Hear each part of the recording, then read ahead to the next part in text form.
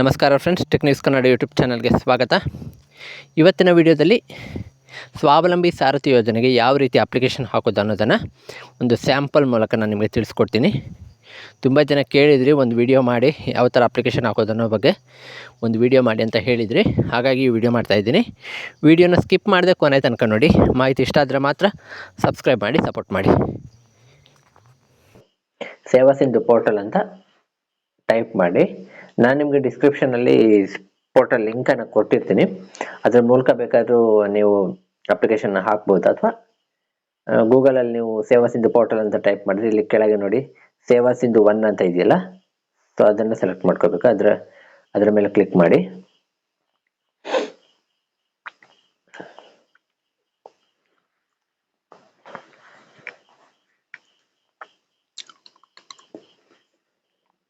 ಆಯಿತು. ಸೊ ಇಲ್ಲಿ ನೀವು ಫಸ್ಟ್ ಟೈಮ್ ನೀವು ಈ ಸೇವಾ ಸಿಂಧು ಪೋರ್ಟಲ್ ಮೂಲಕ ಅಪ್ಲಿಕೇಶನ್ ಹಾಕ್ತಾ ಇದ್ದೀರಂದರೆ ಇಲ್ಲಿ ನ್ಯೂ ಯೂಸರ್ ಅಂತ ಇದೆಯಲ್ಲ, ರಿಜಿಸ್ಟರ್ ಹಿಯರ್ ಅಂತ, ಸೊ ಅದರ ಮೇಲೆ ಕ್ಲಿಕ್ ಮಾಡಬೇಕಾಗುತ್ತೆ.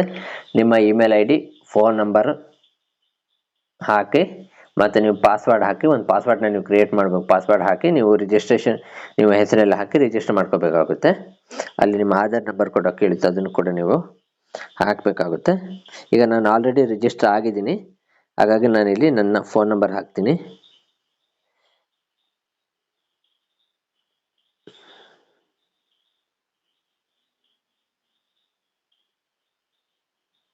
ಇಲ್ಲಿ ಗೆಟ್ OTP ಮೇಲೆ ಕ್ಲಿಕ್ ಮಾಡ್ತೀನಿ. ಸೊ ಇದಕ್ಕೆ ಮೊಬೈಲ್ ನಂಬರ್ಗೆ ಏನಿದೆ OTPನೇ ಪಾಸ್ವರ್ಡ್ ಈ ಒಂದು ಸೇವಾ ಸಿಂಧು ಪೋರ್ಟಲ್ಗೆ.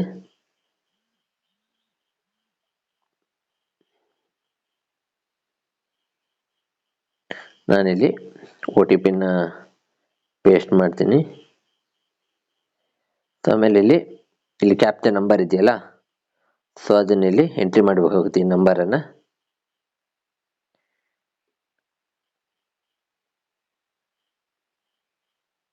ಅದನ್ನ ಎಂಟ್ರಿ ಮಾಡಿ ಸಬ್ಮಿಟ್ ಮೇಲೆ ಕ್ಲಿಕ್ ಮಾಡಿ.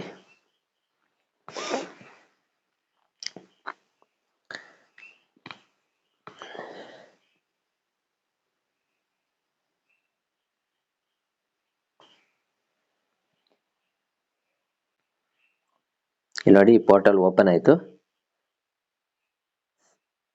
ಇಲ್ಲಿ ಅಪ್ಲೈ ಫಾರ್ ಸರ್ವಿಸಸ್ ಅಂತ ಒಂದು ಆಪ್ಷನ್ ಇದೆ, ಸೊ ಅದರ ಮೇಲೆ ಕ್ಲಿಕ್ ಮಾಡಬೇಕು. ಆಮೇಲೆ ವ್ಯೂ ಆಲ್ ಅವೈಲೇಬಲ್ ಸರ್ವಿಸ್ ಅಂತ ಇದೆಯಲ್ಲ, ಅದರ ಮೇಲೆ ಕ್ಲಿಕ್ ಮಾಡಿ.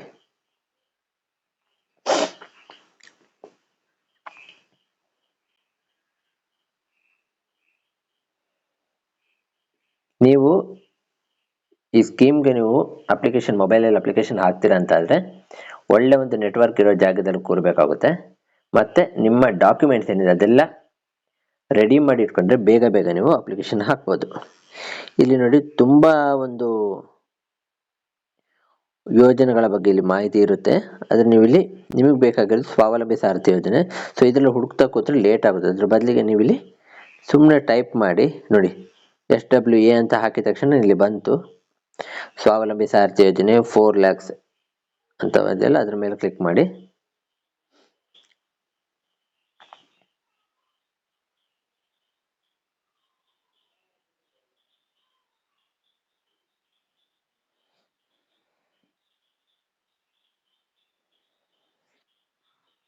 ಸ್ವಲ್ಪ ನೆಟ್ವರ್ಕ್ ಸ್ಲೋ ಇದೆ, ಸೊ ನೀವು ನೆಟ್ವರ್ಕ್ ಚೆನ್ನಾಗಿರೋ ಜಾಗದಲ್ಲೇ ಕೂತ್ಕೊಳ್ಳಿ. ಇಲ್ಲಿ ನೋಡಿ, ಫಸ್ಟ್ ಬಂದು ಕಾರ್ಪೊರೇಷನ್ ಅಂದರೆ ನಿಗಮ ಅಂತ ಇದೆಯಲ್ಲ, ಸೊ ನಿಗಮನ ಸೆಲೆಕ್ಟ್ ಮಾಡಬೇಕಾಗುತ್ತೆ. ಇಲ್ಲಿ ಸುಮಾರು 6 ನಿಗಮಗಳಿಗೆ ಈ ಒಂದು ಯೋಜನೆ, ಸಮಾಜ ಕಲ್ಯಾಣ ಇಲಾಖೆಯಿಂದ 6 ನಿಗಮಗಳಿಗೆ ಇಲ್ಲಿ ಈ ಒಂದು ಸ್ವಾವಲಂಬಿ ಸಾರಥಿ ಯೋಜನೆಗೆ ಅಪ್ಲಿಕೇಶನ್ ಹಾಕೋದಕ್ಕೆ ಅವಕಾಶ ಇದೆ. ಒಂದು ಕರ್ನಾಟಕ SC/ST ಅಲೆಮಾರಿ ಅರೆ ಅಲೆಮಾರಿ ನಿಗಮ, ಎರಡನೇದು Dr. BR ಅಂಬೇಡ್ಕರ್ ನಿಗಮ, ಮೂರನೇದು ಕರ್ನಾಟಕ ಆದಿಜಾಂಬವ ನಿಗಮ, ನಾಲ್ಕನೇದು ಕರ್ನಾಟಕ ಬೋವಿ ಅಭಿವೃದ್ಧಿ ನಿಗಮ, ಐದನೇದು ಕರ್ನಾಟಕ ಸ್ಟೇಟ್ ಸಫಾಯಿ ಕರ್ಮಚಾರಿ ಅಭಿವೃದ್ಧಿ ನಿಗಮ, ಆರನೇದು ಕರ್ನಾಟಕ ತಾಂಡ ಡೆವಲಪ್ಮೆಂಟ್ ಅಂದರೆ ಕರ್ನಾಟಕ ತಾಂಡ ಅಭಿವೃದ್ಧಿ ನಿಗಮ. ಕರ್ನಾಟಕ ಸ್ಟೇಟ್ ಸಫಾಯಿ ಅಂದರೆ ಪೌರ ಕಾರ್ಮಿಕರಿದ್ದಾರಲ್ಲ, ಈ ರಸ್ತೆ ಎಲ್ಲ ಗುಡಿಸ್ತಾರಲ್ಲ, ಸೊ ಅಂಥವರಿಗೂ ಕೂಡ ಇಲ್ಲಿ ನೀವು ಫಸ್ಟ್ ನಿಮ್ಮ ಯಾವ ದ ಅಂಡರಲ್ಲಿ ಬರುತ್ತೆ ನಿಮ್ಮ ಕ್ಯಾಸ್ಟ್, ಅದು ಯಾವ ನಿಗಮದ ಅಂಡರಲ್ಲಿ ನೀವು ಬರ್ತೀರಾ ಅನ್ನೋದನ್ನ ನೀವು ಇಲ್ಲಿ ಸೆಲೆಕ್ಟ್ ಮಾಡ್ಕೋಬೇಕಾಗುತ್ತೆ. ನಾನು ಇಲ್ಲಿ ಸುಮ್ಮನೆ ಸೆಲೆಕ್ಟ್ ಮಾಡ್ತಾ ಇದ್ದೀನಿ. ಆಮೇಲೆ ನೀವು ಇಲ್ಲಿ ಫೈನಾನ್ಷಿಯಲ್ ಇಯರ್ 2024-25 ಅಂತ ಇದೆಯಲ್ಲ ಅದನ್ನು ಸೆಲೆಕ್ಟ್ ಮಾಡಿ. ಆಮೇಲೆ ನೀವು ಇಲ್ಲಿ ಆಧಾರ್ ಅಥೆಂಟಿಕೇಶನ್ನ ಮಾಡಬೇಕಾಗುತ್ತೆ.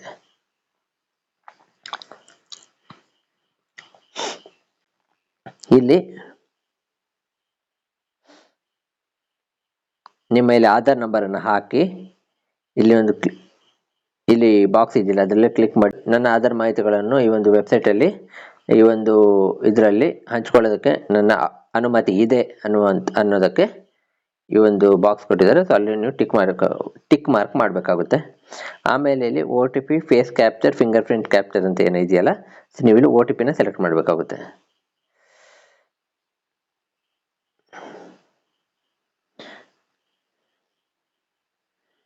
ಇಲ್ಲಿ OTPನ ಸೆಲೆಕ್ಟ್ ಮಾಡಿದಾಗ ಇಲ್ಲಿ OTP ಪಡೆಯಿರಿ ಅಂತ ಇದೆಯಲ್ಲ, ಸೊ ಅದರ ಮೇಲೆ ಕ್ಲಿಕ್ ಮಾಡಿದಾಗ ನಿಮಗೊಂದು OTP ಬರುತ್ತೆ. ಸೊ OTPನ ಇಲ್ಲಿ ಕೆಳಗೆ ನೀವು ಎಂಟ್ರಿ ಮಾಡಬೇಕಾಗುತ್ತೆ. ಇಲ್ಲಿ ಕೆಳಗೆ ಆ OTPನ ನೀವು ಇಲ್ಲಿ ಎಂಟ್ರಿ ಮಾಡಬೇಕಾಗುತ್ತೆ. ನಾನೀಗ ಬ್ಯಾಕ್ ಹೋಗ್ತೀನಿ. ಇದಿಷ್ಟು KYC ಮಾಡೋದು. ಇಲ್ಲಿ ನೆಕ್ಸ್ಟ್ ಗೆಟ್ ಆಧಾರ್ ಡೀಟೇಲ್ಸ್ ಅಂತ ಇದೆ, ಅದ್ರ ಮೇಲೆ ಕ್ಲಿಕ್ ಮಾಡಿದಾಗ ಇಲ್ಲಿ ಏನಾಗುತ್ತೆ, ನಿಮ್ಮ ಆಧಾರ್ ಡೀಟೇಲ್ಸ್ ಅಲ್ಲಿ ಏನು ನಿಮ್ಮ ಹೆಸರಿದೆ ಸೊ ಅದೆಲ್ಲ ಇಲ್ಲಿ ಬರುತ್ತೆ. ಏಜು, ಹೆಸರು, ಕ್ಯಾಸ್ಟು ಅದೆಲ್ಲ ಇಲ್ಲಿ ಬರುತ್ತೆ. ಸೊ ನೆಕ್ಸ್ಟ್ ಎಲ್ಲ ನೀವಿಲ್ಲಿ ಫಿಲ್ಅಪ್ ಮಾಡಿಕೊಂಡು ಹೋಗಬೇಕಾಗುತ್ತೆ. ಇಲ್ಲಿ ನೋಡಿ ಅಪ್ಲಿಕೆಂಟ್ ನೇಮು, ಇಲ್ಲಿ ತಂದೆ ಹೆಸರು, ಗಂಡನ ಹೆಸರು ಅಂತ ಇದೆಯಲ್ಲ ಅಲ್ಲಿ ನೀವು ಟೈಪ್ ಮಾಡಬೇಕಾಗುತ್ತೆ. ಆಮೇಲೆ ಇಲ್ಲಿ ನಿವಾಸ ಇಲ್ಲಿ ಆಲ್ರೆಡಿ ಇದೆ. ಸೊ ನೀವು ಜೆಂಡರ್ ಕೂಡ ಆಲ್ರೆಡಿ ಸೆಲೆಕ್ಟ್ ಆಗಿರುತ್ತೆ. ಮತ್ತೆ ರಿಲಿಜನ್ ಕೂಡ ಸೆಲೆಕ್ಟ್ ಆಗುತ್ತೆ. ನೀವು ಇಲ್ಲಿ ರೇಷನ್ ಕಾರ್ಡ್ ನಂಬರನ್ನು ಈ ಸೈಡ್ ನೋಡಿ, ಇಲ್ಲಿ ನೀವು ರೇಷನ್ ಕಾರ್ಡ್ ನಂಬರನ್ನು ಹಾಕಬೇಕಾಗುತ್ತೆ. ಆಮೇಲೆ ಇಲ್ಲಿ ಡಿಫ್ರೆಂಟ್ಲಿ ಏಬಲ್ಡ್ ಅಂತ ಇದೆ, ಅಂದರೆ ದಿವ್ಯಾಂಗರೇ, ಅಂದರೆ ನೀವು ಯಾವ್ದಾದ್ರು ಫಿಸಿಕಲಿ ಹ್ಯಾಂಡಿಕ್ಯಾಪ್ ಆಗಿದ್ದೀರಾ ಅಂತಾರೆ ಅಥವಾ ಯಾವ್ದಾದ್ರು ಅಂಗವಿಕಲತೆ ನಿಮಗಿದ್ರೆ ಎಸ್ ಅಂತ ಕೊಡಬೇಕು, ಇಲ್ಲ ಅಂದರೆ ನೋ. ಆ ನಂತರ ಇಲ್ಲಿ next caste certificate RD number ಅಂತ ಇದೆ, ನಿಮ್ಮ ಜಾತಿ ಪ್ರಮಾಣ ಪತ್ರದ RD ನಂಬರ್ ಅಂತ ಇರ್ತದೆ, ಅದನ್ನು ಇಲ್ಲಿ ಹಾಕಬೇಕಾಗುತ್ತೆ.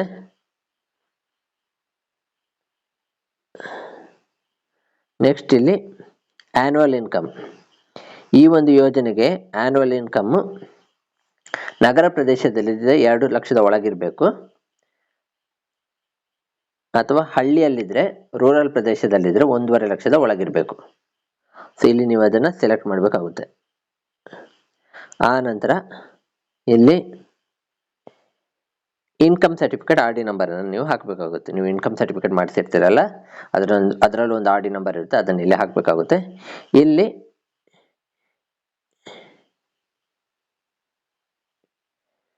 ಇಲ್ಲಿ ನೀವು ಕ್ಯಾಸ್ಟ್ ಸರ್ಟಿಫಿಕೇಟ್ RD ನಂಬರ್ ಹಾಕಿದ ತಕ್ಷಣ ನಿಮ್ಗೆ ಇಲ್ಲಿ ಹೆಸರು ಬರುತ್ತೆ, ಹೆಸರು ಆಟೋಮೆಟಿಕ್ ಆಗಿ ತಗೊಳುತ್ತೆ, ಮತ್ತು ಜಾತಿನೂ ಇಲ್ಲಿ ಆಟೋಮೆಟಿಕ್ ಆಗಿ ತಗೊಳುತ್ತೆ. ಹಾಗೆ ಇಲ್ಲಿ ಇನ್ಕಮ್ ಸರ್ಟಿಫಿಕೇಟ್ RD ನಂಬರ್ ಹಾಕಿದಾಗ ಅಪ್ಲಿಕೇಶನ್ ಇನ್ಕಮ್ ಸರ್ಟಿಫಿಕೇಟ್ ಯಾವ ಥರ ನಿಮ್ಮ ಹೆಸರು ಇರುತ್ತೆ ಅದನ್ನು ಇಲ್ಲಿ ತಗೊಳುತ್ತೆ, ಮತ್ತು ಇಲ್ಲಿ ಆ್ಯನ್ಯುವಲ್ ಇನ್ಕಮ್ ಎಷ್ಟಿದೆ ಅದನ್ನು ಕೂಡ ಇಲ್ಲಿ ಆಟೋಮೆಟಿಕ್ ಆಗಿ ತಗೊಳುತ್ತೆ. ನೆಕ್ಸ್ಟ್ ಇಲ್ಲಿ ವೆಹಿಕಲ್ ಡೀಟೇಲ್ಸ್, ಈ ವೆಹಿಕಲ್ ಡೀಟೇಲ್ಸಲ್ಲಿ ನೀವು ಗೂಡ್ಸ್ ವೆಹಿಕಲ್ಗೋಸ್ಕರ ಅಪ್ಲಿಕೇಶನ್ ಆಗ್ತಾ ಇದ್ರು ಅಥವಾ ಟೂರಿಸ್ಟ್ ಟ್ಯಾಕ್ಸಿಗೋಸ್ಕರ ಅಪ್ಲಿಕೇಶನ್ ಆಗ್ತಾ ಇದ್ರು ಅನ್ನೋದನ್ನ ಇಲ್ಲಿ ನೀವು ಮೆನ್ಷನ್ ಮಾಡಬೇಕಾಗುತ್ತೆ. ಆಮೇಲೆ ಪರ್ಪಸ್ ಆಫ್ ಲೋನ್, ಅಂದರೆ ನೀವು ಯಾವ ಕಾರಣಕ್ಕೋಸ್ಕರ ಸಾಲವನ್ನು ತಗೊಳ್ತಾ ಇದ್ದೀರಾ ಅನ್ನೋದು 1-2 ಲೈನಲ್ಲಿ ನೀವು ಇಲ್ಲಿ ಬರಿಬೇಕಾಗುತ್ತೆ. ಆಮೇಲೆ ಡ್ರೈವಿಂಗ್ ಲೈಸೆನ್ಸ್ ನಂಬರ್, ಇಲ್ಲಿ ನೀವು ನಿಮ್ಮ ಡ್ರೈವಿಂಗ್ ಲೈಸೆನ್ಸ್ ನಂಬರನ್ನು ಹಾಕಬೇಕು. ನೆಕ್ಸ್ಟ್ ವಿಳಾಸದ ವಿವರ, ಸೊ ಇಲ್ಲಿ ನಿಮ್ಮ ಜಿಲ್ಲೆಯನ್ನು ಸೆಲೆಕ್ಟ್ ಮಾಡ್ಕೊಳ್ಳಿ, ನಾನು ಸುಮ್ಮನೆ ಎಕ್ಸಾಂಪಲಿಗೆ ನಿಮಗೆ ತೋರಿಸ್ತಾ ಇರೋದು. ನೆಕ್ಸ್ಟ್ ನೀವು ಇಲ್ಲಿ ತಾಲೂಕನ್ನು ಸೆಲೆಕ್ಟ್ ಮಾಡ್ಕೊಳ್ಳಿ. ಹೋಬಳಿ ಮತ್ತು ಗ್ರಾಮನ ನೀವೇ ಇಲ್ಲಿ ನಿಮ್ಮ ವಿಲೇಜನ್ನು ಕೂಡ ಸೆಲೆಕ್ಟ್ ಮಾಡ್ಕೋಬೋದು.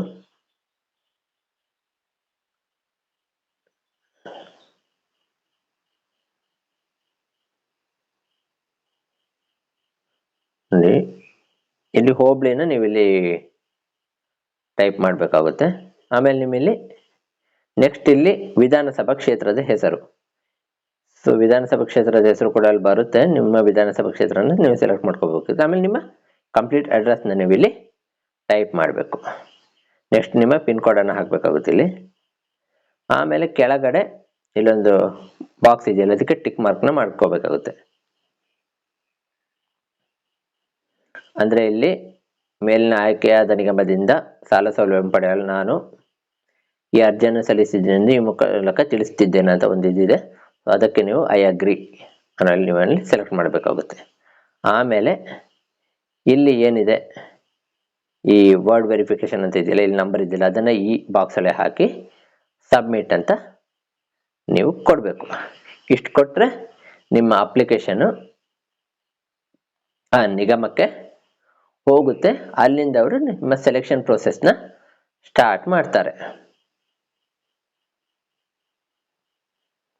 ಇದಾಗಿತ್ತು ಇವತ್ತಿನ ಮಾಹಿತಿ. ಈ ವಿಡಿಯೋ ಇಷ್ಟ ಆಗಿದ್ದರೆ ಲೈಕ್ ಮಾಡಿ, ಶೇರ್ ಮಾಡಿ, ಹಾಗೆ ಚಾನಲ್ನ ಸಬ್ಸ್ಕ್ರೈಬ್ ಮಾಡಿ ಸಪೋರ್ಟ್ ಮಾಡಿ. ಮತ್ತೆ ಸಿಗ್ತೀನಿ ಇದೇ ರೀತಿಯ ಹೊಸ ಮಾಹಿತಿಯೊಂದಿಗೆ. ಅಲ್ಲಿವರೆಗೂ ಟೇಕ್ ಕೇರ್. ವಿಡಿಯೋ ನೋಡಿದ್ದಕ್ಕಾಗಿ ಧನ್ಯವಾದಗಳು.